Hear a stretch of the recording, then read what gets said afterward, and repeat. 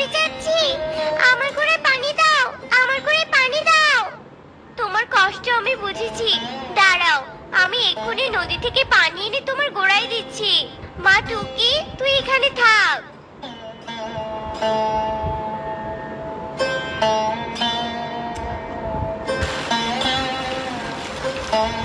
তোমাকে অনেক ধন্যবাদ পাখি। এই দুদিন এত রোদ হয়েছিল যে আমি পুরো শুকিয়ে গিয়েছিলাম। এখন পানি পেয়ে শান্তি লাগছে। কিন্তু গাছ, তুমি তো এই রোদে আবার শুকিয়ে যাবে। তোমার গোড়ায় প্রতিদিন পানি দিতে হবে, নইলে তেঁতুলের ফুল ঝরে যাবে, তুমিও যে মারা যাবে। এই পানিতেই তবু কিছুদিন বাঁচতে পারবো, আর বৃষ্টির অপেক্ষায় থাকবো।